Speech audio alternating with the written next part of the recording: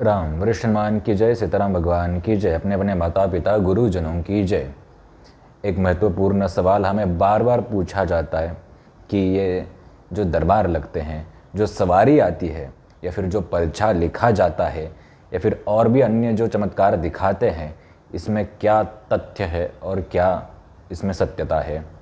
इस विषय के ऊपर आज हम थोड़ा आपको बताने की कोशिश करेंगे, लेकिन बताने से पहले ये बात गांठ बांध के रखो कि तुम सुधरने वाले नहीं हो और तुम्हें ये बात हजम भी नहीं होने वाली, और ना ही तुम इस बात के ऊपर विश्वास करने वाले हो। ये गांठ पहली गांठ बांधो और फिर आगे बढ़ियो सुनो। और तुम्हारे पास इतना समय भी नहीं होगा कि सत्य को हम स्वीकार करें, क्योंकि आज जो ये सारे दरबार और जो जितनी भी चीज़ें चल रही है समाज में, देखो पहली बात तो ये समझो कि हम किसी भी व्यक्ति विशेष, किसी भी दरबार या फिर किसी भी संप्रदाय पंथ आदि के ऊपर नहीं बात कर रहे हैं।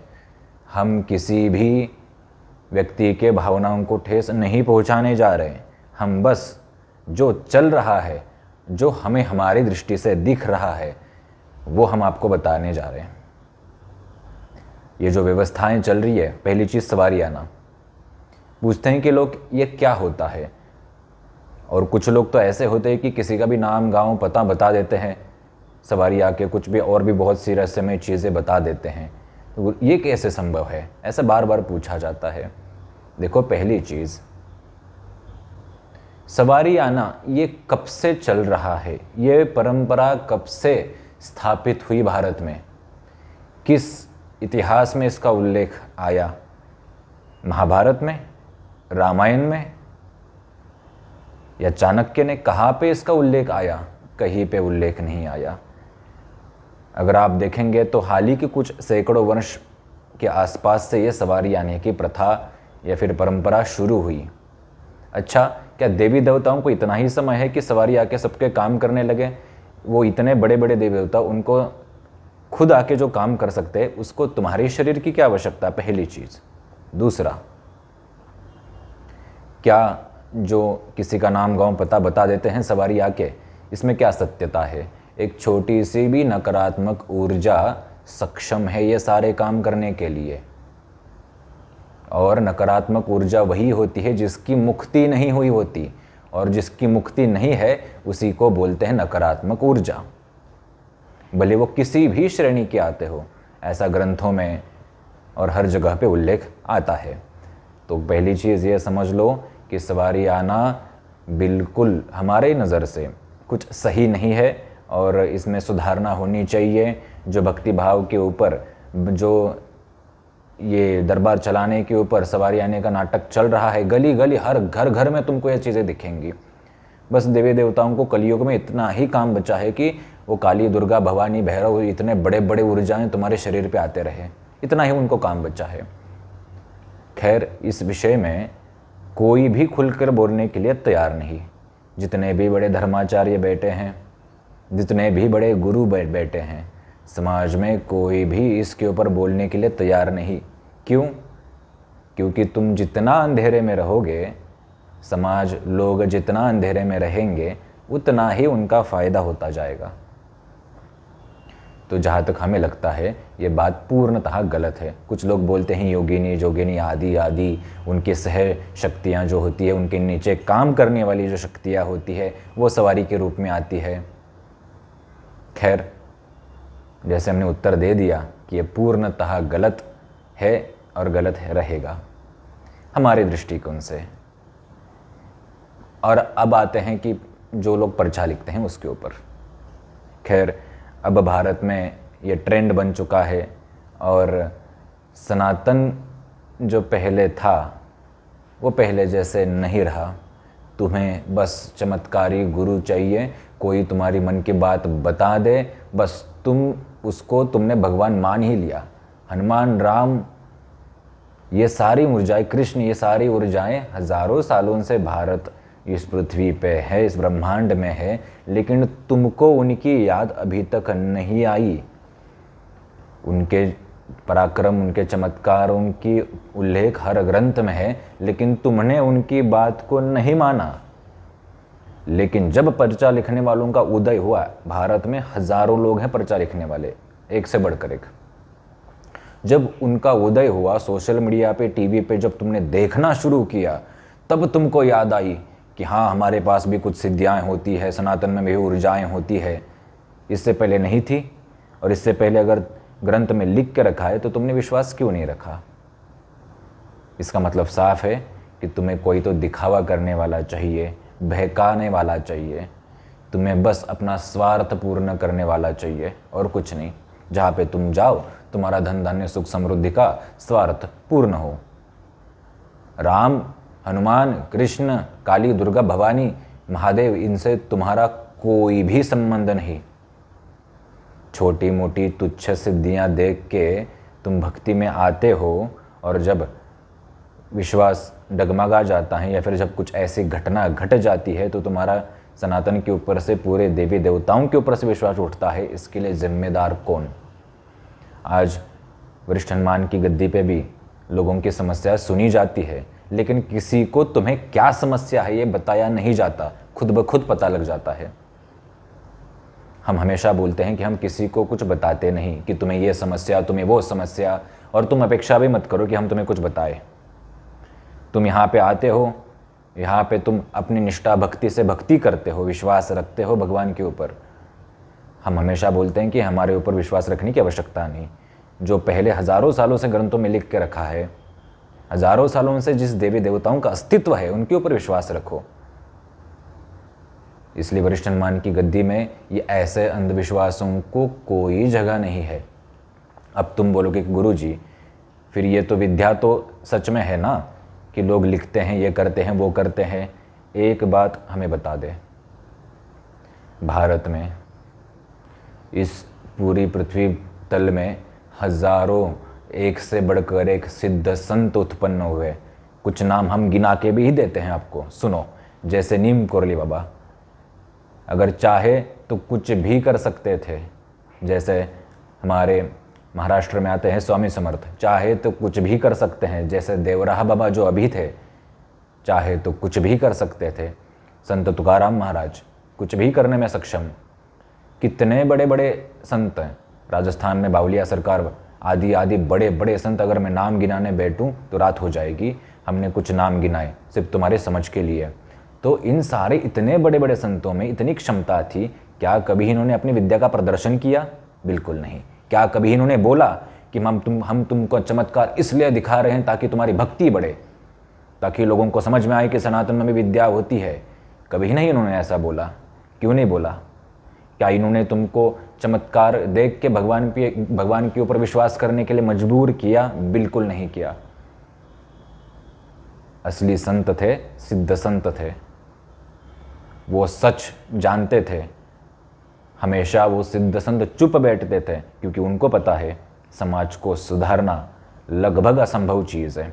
आज जब हम ये बातें आपको बता रहे हैं, 99% लोग हमारी बात पे विश्वास नहीं करने वाले। 99% लोगों को बहुत तकलीफ होने वाली है। क्यों?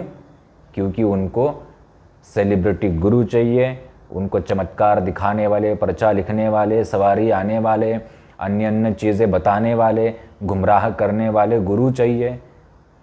बड़े बड़े दरबार मंच लगेंगे, कथाएं होंगी। कभी खुद से कथा उठा के देखो, भागवत महापुराण, जितने आज तुमने भागवत कथा अभी तक सुनी होगी, कभी खुद से 800-900 रुपए में आ जाती है? कभी उठा के देखो, जीवन में पढ़ो, समझ में आएगा कि सिर्फ उसमें सिर्फ कृष्ण नहीं, उसमें सिर्फ राम नहीं, उसमें बहुत सी चीज़ें हैं। अपितु ये हमें भी स्वीकार है कि राम और कृष्ण में ही पूरी दुनिया बसती है।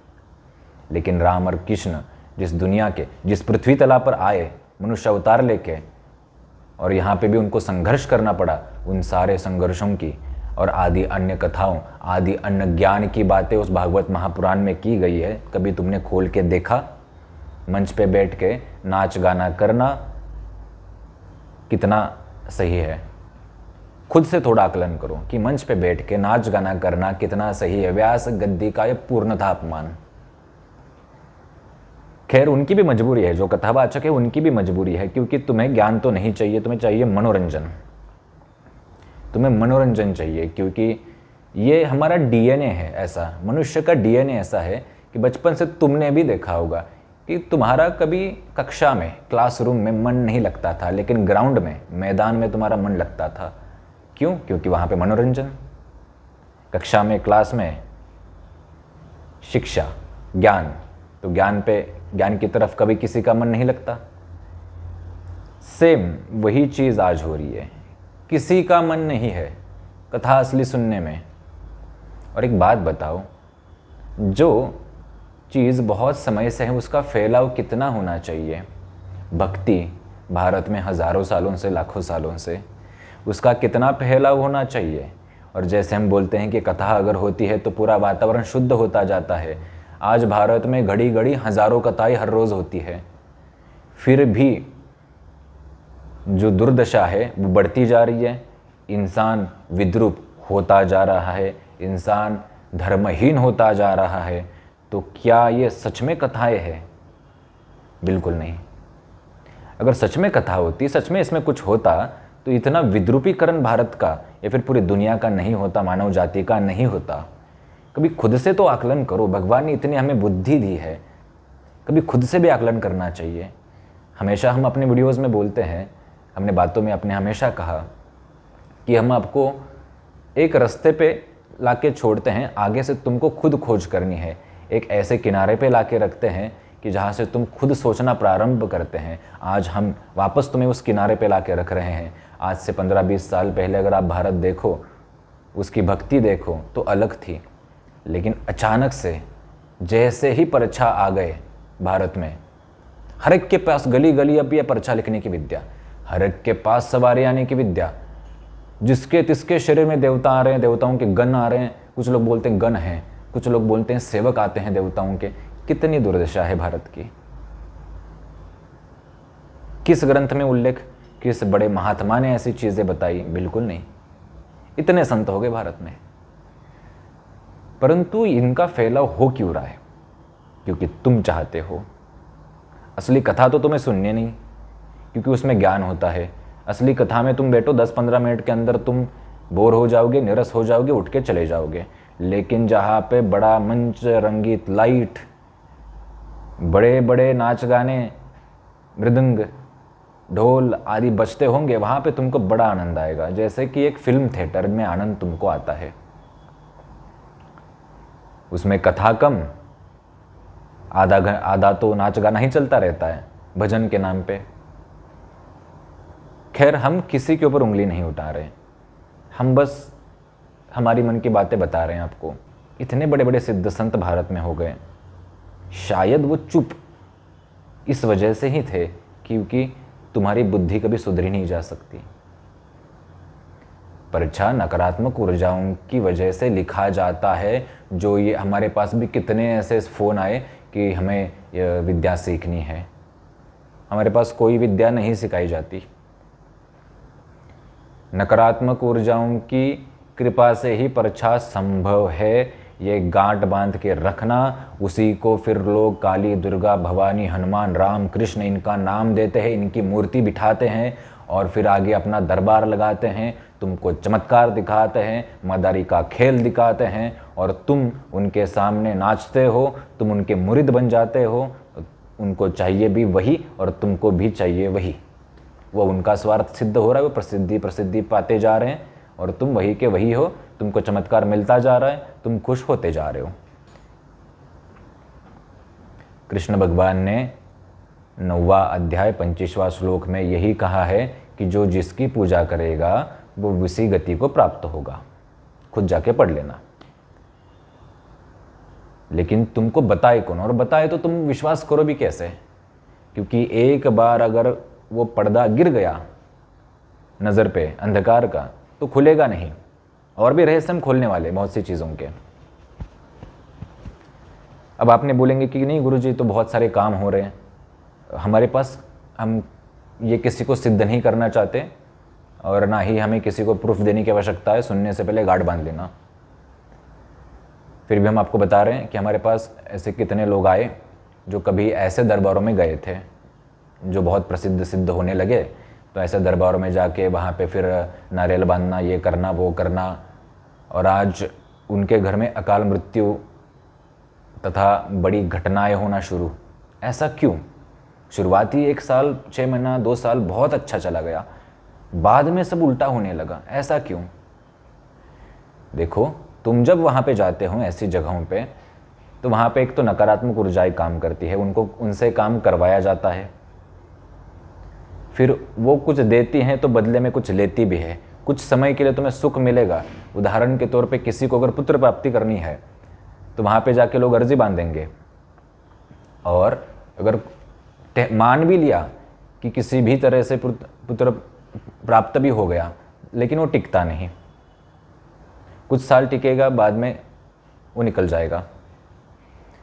कितने तो ऐसे लोग हैं जिनकी वहाँ पे जाते ही सडनली तबीयत खराब हो गई, और तबीयत खराब होने के बाद वापस घर पे आए, इंसान खत्म। कब तक तुम अंधकार में और अंधविश्वास में जियोगे? मुझे नहीं लगता कि इतने बड़े बड़े जितने संत हो गए उन्होंने कभी ऐसे भारत की कल्पना की होगी।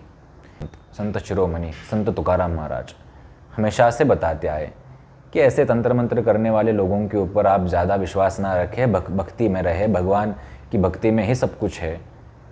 ऐसे कितने तो उनके श्लोक बहुत से सिद्ध प्रसिद्ध भी है। कभी जाके खुद से खोजबीन तो करो।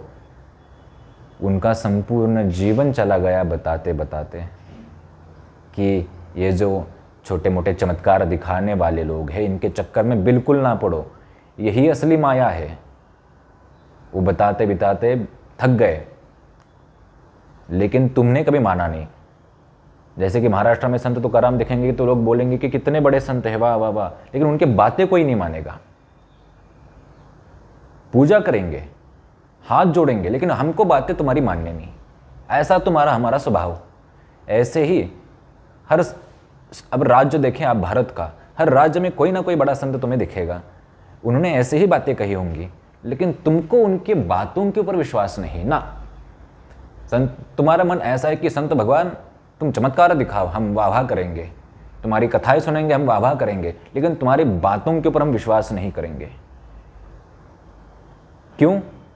क्योंकि हमें जो अभी आंखों से दिख रहा है कि लोग बड़े बड़े दरबार प्रचा, ये वो सवारी वगैरह आदि आदि, वही सत्य है।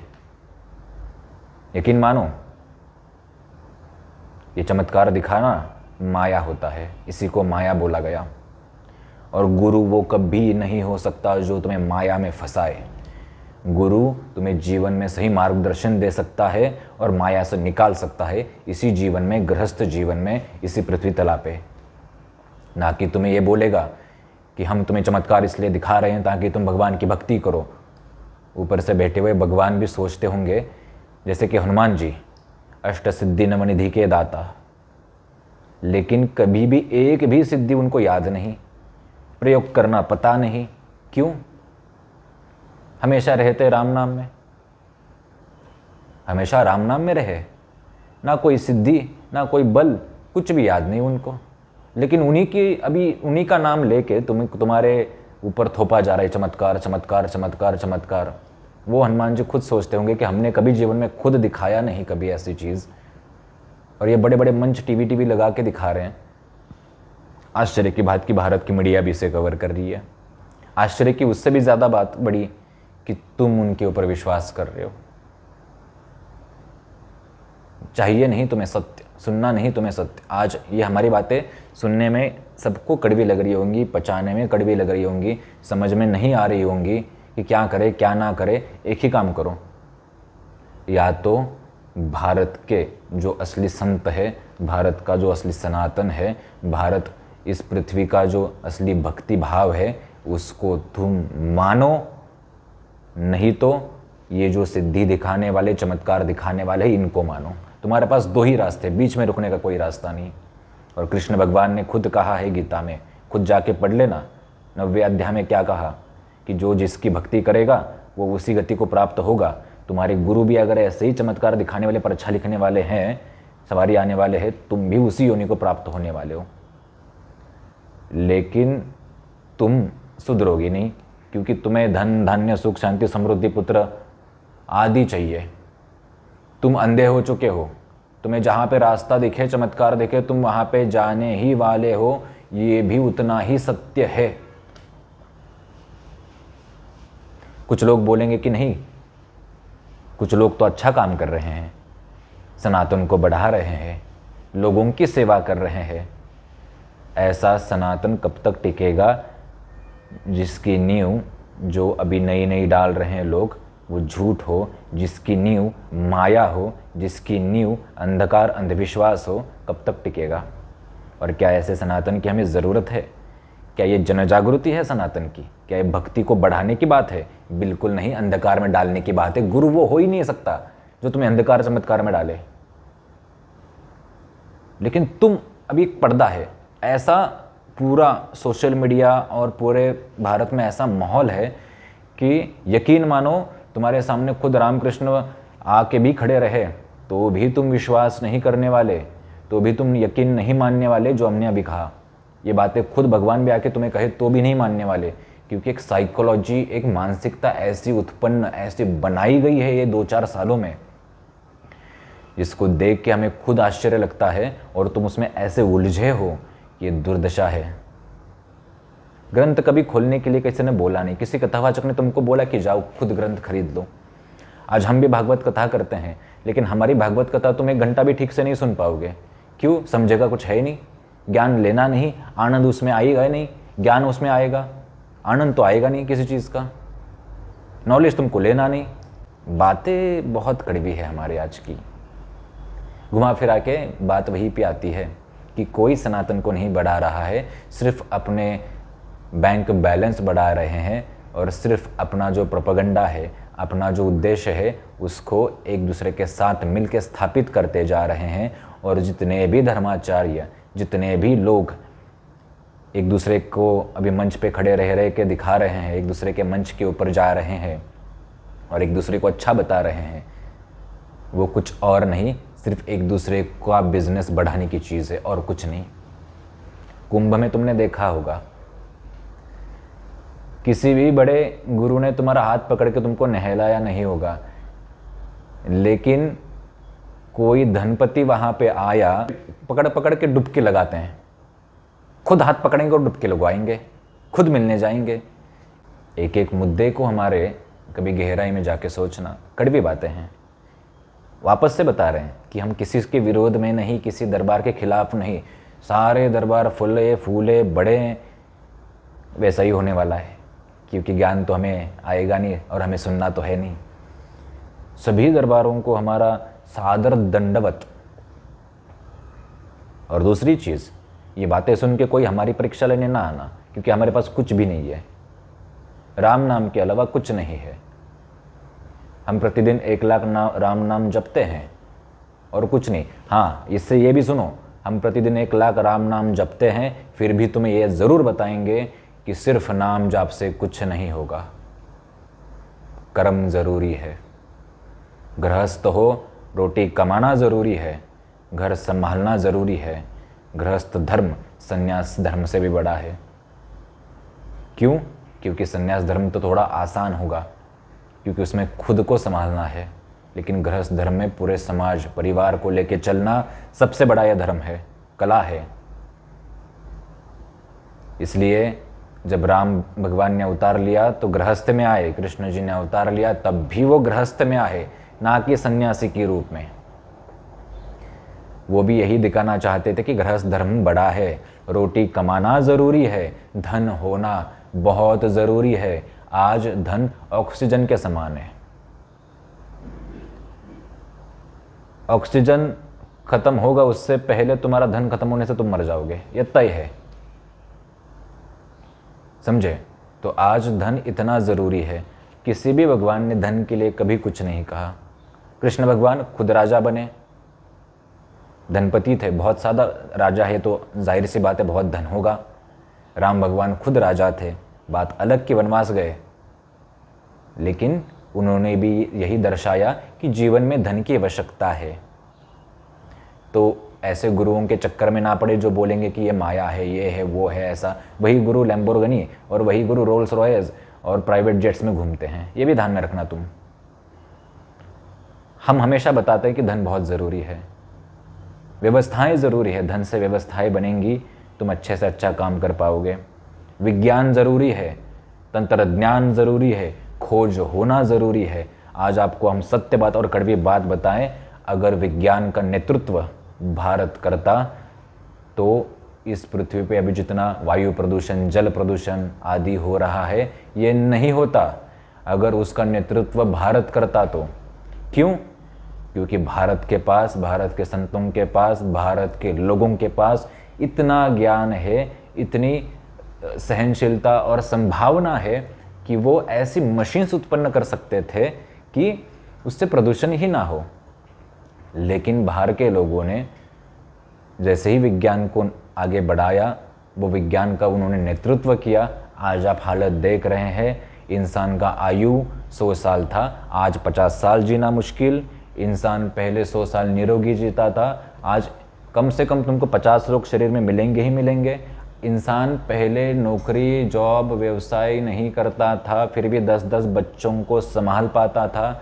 आज 2 लोग नौकरी, जॉब, बिजनेस करके भी एक बच्चे को नहीं संभाल पाते। इतनी महंगाई बढ़ी है, इतनी हवा खराब हुई है, इतना जल प्रदूषण है कि जिस पानी को पीना भी संभव नहीं। मुझे एक बात बताओ, क्या यही प्रगति है? इसी को उन्नति बोलेंगे? 100 साल से तुम्हारा आयुष 50 वर्ष पे आ गया, क्या यही उन्नति? बिल्कुल नहीं हो सकती। लेकिन समस्या वही वापस आती है, तुम सुधरोगे नहीं, तुम्हें मानना नहीं, तुम्हें विश्वास करना नहीं, और तुम वापस से उन्हीं लोगों के चमत्कारों के, परछाओं के और आदि आदि सवारी आने वालों के ऊपर बैठ जाओगे। वापस से तुम वही जाने वाले हो, क्योंकि वो दिखाएंगे ऐसा कि बस जैसे जैसे होता है ना कि 100 रुपये चोरी करो और 50 रुपये, 20 रुपये सेवा में लगा दो, लोग तुमको भगवान मानना शुरू करेंगे। बस यही हो रहा है और कुछ नहीं हो रहा है। आप बोलेंगे कि नहीं गुरुजी, हम देख रहे हैं कुछ सालों से, 5-6 सालों से बहुत भक्ति बढ़ी है भारत में, सनातन और हिंदुत्व लोग एकत्रित आते हुए देख रहे हैं। जब बांग्लादेश में कुछ महीने पहले ये सब हुआ, कहाँ गया था तब हिंदुत्व सारा? क्यों हम नहीं बचा पाए? आज देश के कोनों कोनों में बहुत सी चीज़ें हो रही है जिसकी खबर न्यूज़ पे, टीवी पे तुमको नहीं दिखाई जाती। उसका क्या? कहीं नहीं प्रगति हुई है। सोशल मीडिया पे सिर्फ प्रगति हुई है भारत की, सनातन की, सिर्फ सोशल मीडिया पे। सोशल मीडिया की रील्स, पोस्ट, वीडियोस, इस पे सिर्फ भारत और भारत का ज्ञान की, सनातन की, हिंदुत्व की प्रगति हुई है। असल में कुछ नहीं हुआ, असल में कुछ भी नहीं हुआ वास्तविकता में, क्योंकि तुम्हारा जीवन ही सोशल मीडिया है। तुम्हारा संपूर्ण जीवन की कल्पना ही सोशल मीडिया पे चलती है। जब भी कभी भारत में कुछ उथल पुथल हो जाए ना, तो आज हम वहीं पे हैं जहाँ पे पहले थे, बल्कि उससे ज़्यादा हम कमज़ोर हो चुके हैं। बस तुम्हारे सामने एक मजबूत चेहरा दिखाया जा रहा है, मजबूत सनातन का परचम दिखाया जा रहा है। खैर, हम कितना भी तुम्हें बताए, वापस गाड़ी वहीं पे आएगी कि हम तो सुधरना है नहीं। और हाँ, अभी जो हमने ये सारी बातें कही, किसी से भी कृपा करके सभी से नम्र विनंती कि किसी भी व्यक्ति विशेष के लिए नहीं था। हमने किसी भी व्यक्ति विशेष के लिए नहीं बोला, हमने तुम्हारे लिए भी नहीं बोला। हम तो सिर्फ वो कैमरे के लिए बोल रहे, इस मशीन को बोल रहे, हम तुम्हें भी नहीं बता रहे, हम ये मशीन को बता रहे। तो कोई भी इस विषय को पर्सनली मत लो। सभी दरबारों को बहुत साधुवाद, बहुत प्रगति करे और प्रगति करेंगे भी, जैसे हमने बोला, क्योंकि समाज ही वही चाहता है। खैर, दुख है, बहुत ही ज़्यादा इस चीज़ का दुख है कि शायद जो भगवान ने कहा था, ग्रंथों ने कहा था कि घोर कलयुग की शुरुआत होगी, जहाँ पे संत बन के, संत का चोला पहन के कुछ लोग बैठेंगे और लोग उनके आगे पीछे घूमेंगे। खैर, यही होता हुआ हम देख रहे हैं, और लोग स्वार्थी बनेंगे, उनको बस अपना धन धान्य, संपत्ति, पुत्र तथा समस्याएं तथा आदि जीवन की चीज़ें, इनका बस निराकरण करने वाला मिलना चाहिए कोई। भगवान से कुछ मतलब नहीं, भगवान तो सालों, करोड़ों, हज़ारों सालों से थे, लेकिन तुम्हारी भक्ति 4 साल में पैदा हो गई। क्योंकि चमत्कार देख रहे हो ना तुम। खैर, बहुत से लोगों को बातें चुभी होगी, जिनको चुभी होगी उन्होंने इस कान से सुनना और इससे छोड़ देना, ऐसे सीधा यहाँ से जाना चाहिए बाहर, ठीक है। खैर, और हाँ, जिनको भी वरिष्ठ हनुमान में आना है आ सकते हैं। ध्यान रखें, सख्त खिलाफ है हम अंधविश्वास के। यहाँ पे भी इस दरबार में कितने लोगों के अनुभव है, कभी हम आपको बैठ के सुनाएंगे, लेकिन यहाँ पे कभी किसी का भूत भविष्य वर्तमान कुछ नहीं बताया जाता। यहाँ पे हमारे ऊपर कोई देवी देवता की सवारी नहीं आती, क्योंकि जिनके ऊपर देवी देवता की सवारी आती है, जो लोग ऐसा दावा करते हैं, उनका खुद मानसिक संतुलन थोड़ा खराब होता है। शायद विज्ञान भविष्य में इतनी प्रगति करेगा कि इनका मानसिक संतुलन चेक कर पाएगा, तो इसमें ज़रूर कुछ ना कुछ कमी निकलेगी। कुछ सालों के अंतर्गत ये होने भी वाला है। खैर, जिनको वरिष्ठ हनुमान आना है, रूबी हॉल मेट्रो स्टेशन के पास ये स्थान है। हर रविवार ठीक 12 बजे। वापस सुनना, समय यहाँ पे बहुत स्ट्रिक्ट है, ठीक 12 बजे आपको यहाँ पे आना अनिवार्य है। आने के बाद यहाँ पे बजरंग बाण आदि के पाठ किए जाते हैं। उसके बाद जो हमारी प्रक्रिया है वो शुरू होती है। तो रविवार को 12 बजे रूबी हॉल मेट्रो स्टेशन के पास, पुणे महाराष्ट्र में ये स्थान है। जिनको आना है व्हाट्सअप करेंगे, नीचे व्हाट्सअप नंबर है, तो वहाँ पे हम पूरा पता आपको भेज देंगे। हम नहीं भेजते, ये भ्रम निकाल देना कि हम चैटिंग के लिए बैठते हैं। ऐसा समझ लेना कि हमारा छोटा सा चलता फिरता कार्यालय है, वो सब संभालते हैं। नहीं तो व्हाट्सअप पे हम नहीं बैठते। आप बस आपका नाम स्थान वहाँ पे बता देना और बोल देना कि पूरा पता चाहिए, तो वहाँ पे आपको पूरा पता भेज देंगे। जो लोग दूर बैठे हैं उनको अर्जी कैसे लगानी है वो हमने वीडियोज़ में बहुत सारे बताया है, पीछे आप जाके वीडियोज़ देखें, अर्जी लगाए। यहाँ पे कैसा दरबार का प्रोसेस होता है, यहाँ पे ऐसा होता है कि तुम यहाँ पे आके अपने सवाल रखते हो, लेकिन हम तुम्हें ये वो ऐसा वैसा, ये क्यों है, क्या है, किस लिए है, नहीं बताते। भूत भविष्य वर्तमान नहीं बताते, क्योंकि हमारे पास कोई नकारात्मक ऊर्जा की विद्या नहीं है। निःशुल्क होता है, कोई भी धन यहाँ पे नहीं लिया जाता। स्वेच्छा से दान पुण्य करना चाहे तो कर सकते हैं, क्योंकि भविष्य में बहुत बड़ा मंदिर, और जो हमने बातें तुम्हें बताई उनको हम सिद्ध करके दिखाने वाले हैं। हम सिर्फ बोलेंगे नहीं, हम दिखाएंगे। अभी जो हमने आपको बताया ना सब चीज़ें, कि क्या क्या ये प्रक्रियाएँ होती है, क्या ये सब खेल होता है। खैर, तो जिनको भी भारत को खड़ा करने में सहयोग करना है, सनातन को बढ़ाने में सहयोग करना है, वही लोग वरिष्ठ हनुमान की गद्दी का सहयोग करें और आ सकते हैं। सभी का स्वागत है। ध्यान रखें, हम आपको अंधविश्वास में नहीं डाल सकते और तुम भी कभी जाना नहीं। खैर, वरिष्ठ अभी हम बस इस वीडियो को यहीं पे ख़त्म कर देंगे, और जो बातें तुम्हें समझी हो जीवन में उतारने की कोशिश करना। भागवत कथा भी यहाँ पे होगी, राम कथा भी होती है। कुछ दिनों बाद भागवत कथा भी लाइव आएगी, उसको भी तुम सुनना। कभी कभी हम नाम जप का लाइव सेशन भी करते हैं, उसको भी तुम कभी आना। ऐसे चीज़ों को समय निकालो तो कहीं तुम समझोगे कि सनातन क्या है। खैर, नीचे व्हाट्सअप नंबर है, जो भी सवाल है पूछ सकते हैं। दूर लोग बैठे जो हैं वो अर्जी लगा सकते हैं। अर्जी लगाने के बाद बहुत से लोगों का ऐसा अनुभव है, हम दावा नहीं करते, कि उनको स्वप्न आते हैं कि उनके जीवन में समस्या क्यों है। क्योंकि आपके जीवन में हमेशा एक भ्रम रहता है कि आप सुनते हो कि इस गुरु के पास जाएंगे तो ये कुछ और समस्या बताएगा, उस वाले के पास जाएगा तो वो कोई और समस्या तुम्हारे जीवन में बता देगा, है ना। ऐसा आपने देखा होगा। वरिष्ठ हनुमान की भारत की एकमात्र ऐसी गद्दी है, पूरे भारत की एकमात्र ऐसी गद्दी है, पूरी दुनिया की एकमात्र ऐसी गद्दी है जहाँ पे आप सिर्फ समस्या हमें बताते हैं, उसका हम आपको नहीं बताते कि ये समस्या क्यों है। आपको खुद ब खुद पता चल जाता है। ऐसा लोगों का अनुभव है, स्वप्न के माध्यम से या प्रत्यक्ष के माध्यम से लोगों को समझ में आता है। ऐसा कितने लोगों का अनुभव है, ये हम नहीं दावा करते, अनुभव खुद बताते हैं लोगों के। खैर, अंधकार अंधविश्वास से दूर रहो, और वरिष्ठ हनुमान की गद्दी आपको बहुत आशीर्वाद साधुवाद देती है। संत परंपरा, गुरु परंपरा को आगे बढ़ते रहना चाहिए, ऐसा कहती है। वरिष्ठ हनुमान की जय। राम।